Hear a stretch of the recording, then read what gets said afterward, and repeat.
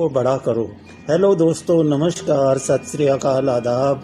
आशा करता हूँ कि आप सभी ठीक होंगे और मज़े में होंगे।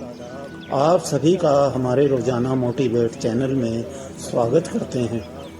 दोस्तों, दुनिया में एक भी इंसान नहीं है जिसको कभी भी दुख नहीं हुआ हो। थोड़ा बहुत दुख तो हर इंसान के जीवन में होता है, किसी को थोड़ा और किसी को ज़्यादा।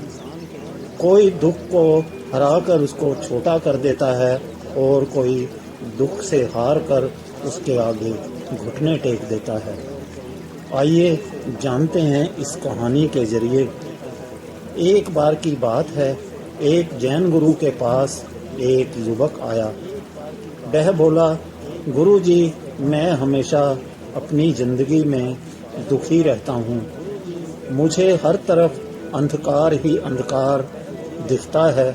मुझे कुछ समझ नहीं आता कि अपनी ज़िंदगी को कैसे जीना चाहिए। जैन गुरु बोले, अच्छा ठीक है, मैं तुम्हारी समस्या का समाधान जरूर करूँगा, लेकिन उससे पहले तुम जाओ, एक गिलास पानी में थोड़ा नमक डालकर ले आओ। युवक बोला, गुरुजी, मैं आपसे अपने जीवन के दुख के बारे में बात कर रहा हूँ और आपने मुझे बिना कुछ बताए एक कार्य सौंप दिया। पहले आप मेरे प्रश्न का उत्तर तो दीजिए, उसके बाद आप जितने भी काम कहेंगे मैं करने को तैयार हूँ।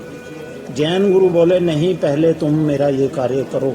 एक गिलास जल ले आओ और उसमें एक मुट्ठी नमक डाल देना।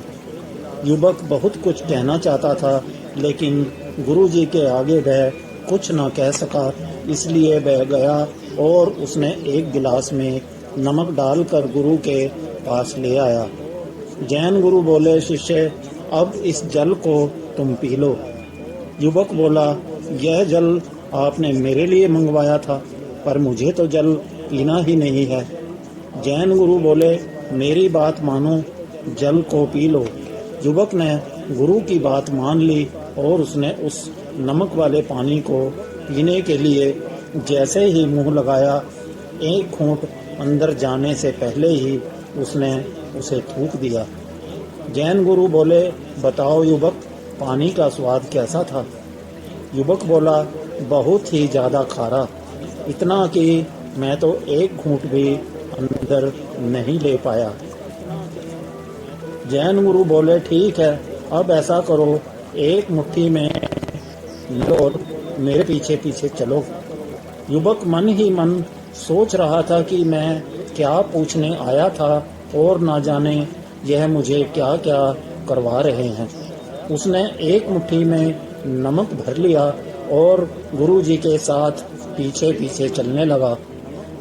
चलते चलते उसे बहुत देर हो गई। वह बहुत थक गया था। मन ही मन वह खुद को कोस रहा था कि क्यों खाम खाम मैं इनके साथ चलकर आ गया, ना आता तो अच्छा था। यह गुरुजी तो मुझे बिल्कुल पागल लग रहे हैं। जो मैंने पूछा था वह तो बताया नहीं, उल्टा मुझे पता नहीं कहाँ ले जा रहे हैं। काफ़ी देर चलने के बाद गुरुजी एक झील के किनारे पर रुक गए। जैन गुरु बोले, अब तुम नमक को इस झील में फेंक दो। यह सुनते ही युवक मन ही मन हंसने लगा। वह सोचने लगा, अब तो यह पक्का ही हो गया है कि गुरुजी पागल ही हैं।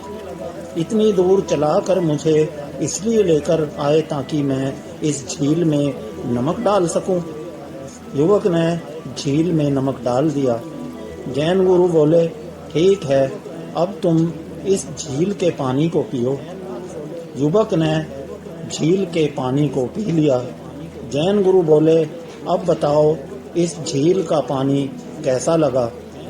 युवक बोला, अच्छा है, बहुत मीठा है, लेकिन मैं आपके पास पानी पीने तो नहीं आया था। जैन गुरु ने युवक का हाथ पकड़ा और बोले, जीवन में भी नमक के जैसे होते हैं और नमक की मात्रा भी वही रहती है, लेकिन यह पात्र तय करता है कि हमें स्वाद कैसा आएगा। गुरुजी की यह बात सुनकर युवक के मन में गुरु के लिए विनम्रता का भाव आने लगा और वह बड़े ध्यान से उनकी बात सुनने लगा। जैन गुरु बोले, खुद को विशाल करो, गिलास मत बनो, एक झील बनो जिस पर मुट्ठी भर नमक का कोई असर नहीं पड़ता। अपने हृदय के रास्तों को इतना बड़ा करो कि छोटे मोटे कंकड़ पत्थर तो उसके लिए धूल के समान हो। जीवन में दुख तो समान ही होते हैं, लेकिन दुख का असर हर व्यक्ति पर अलग अलग होता है। इसका कारण सिर्फ एक है कि किसी व्यक्ति की व्यक्तित्व की पात्रता छोटी तो किसी की बड़ी। आगे जैन गुरु ने कहा, जैसे एक राजा खुद के सुख से ज्यादा अपनी प्रजा को महत्व देता है, यह बताता है कि उसका व्यक्तित्व कितना बड़ा है। इसलिए उसे खुद के दुख बड़े मामूली दिखते हैं और एक आम इंसान अपनी छोटी छोटी चीज़ों के लिए दुख करता रहता है। इस व्यक्ति की पात्रता बहुत छोटी होती है, इसलिए इसे अपना दुख बड़ा प्रतीत होता है। जैन गुरु की यह बात सुनकर युवक समझ गया कि गुरु जी ने मुझे इतनी दूर क्यों लेकर आए।